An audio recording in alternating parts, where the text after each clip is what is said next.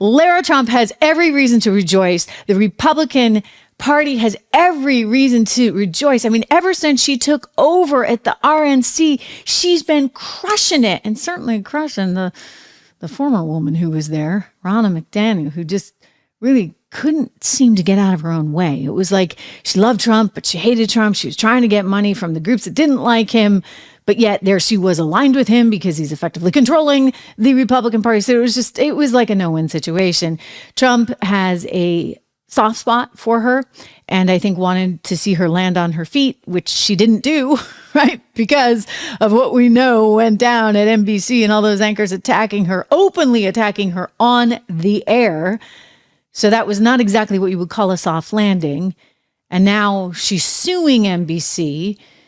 It's unclear where her next gig is coming from, so we hope she gets a lot of money, because you know what? You sign a contract, and then the anchors trash you all over the airwaves like that. I think she deserves a pretty penny from NBC. Thank you very much. Regardless of what you think of Ronna, she didn't deserve that. Anyway, Lara goes in there, and she's like guns blazing. She is really a strong-headed woman, and she's on a mission, and she's made that extremely clear. I think we have a clip of her on Newsmax, Drew, that you guys should see. Oh, here's the number, by the way. Here's the number. 65.6 million. That's how much money she raised.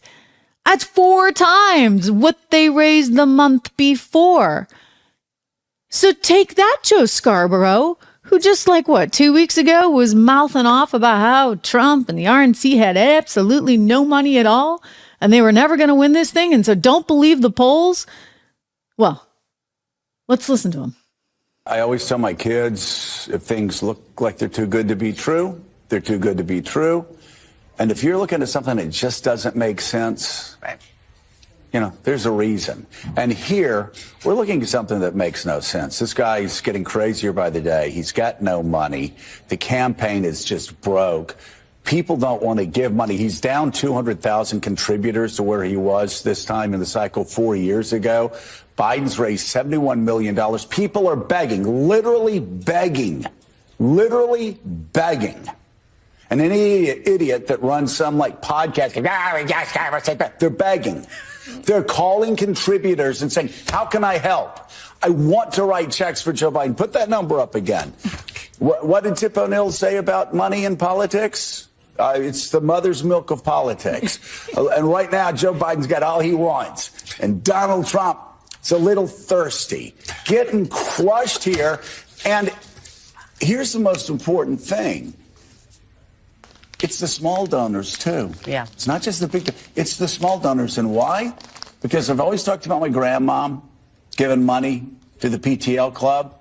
At some point, you figure out what Jim and Tammy Faye are really up to. And in this case, they know. He's delusional. If they're writing $25 checks.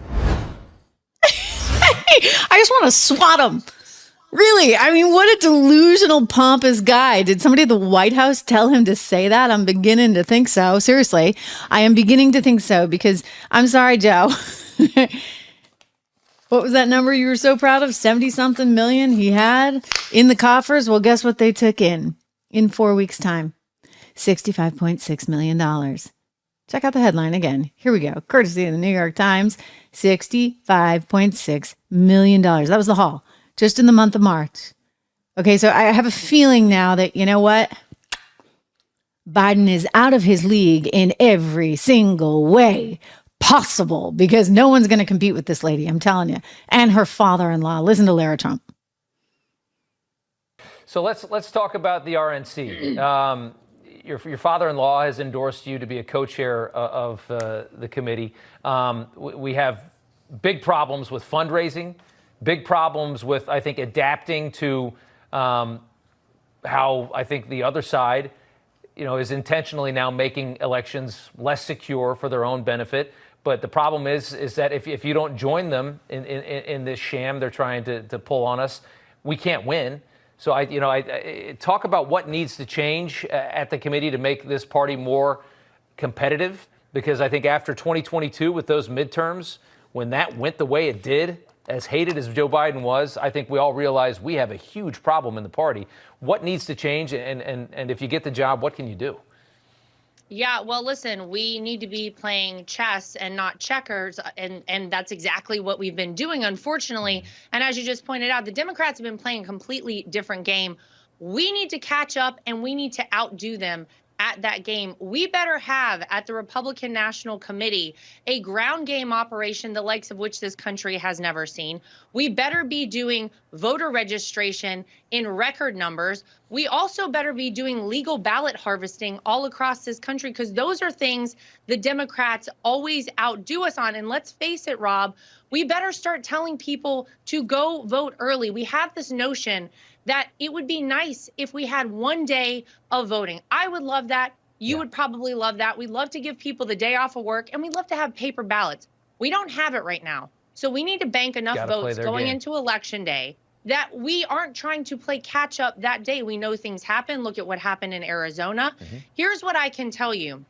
The RNC needs to be the leanest, most lethal political fighting machine we've ever seen in American history. That is the goal over the next 9.5 months. If I am elected to this position, I can assure you there will not be any more $70,000 or whatever exorbitant amount of money it was spent on flowers. Every single penny will go to the number one and the only job of the RNC. That is electing Donald J. Trump as president of the United States and saving this country. We have no time.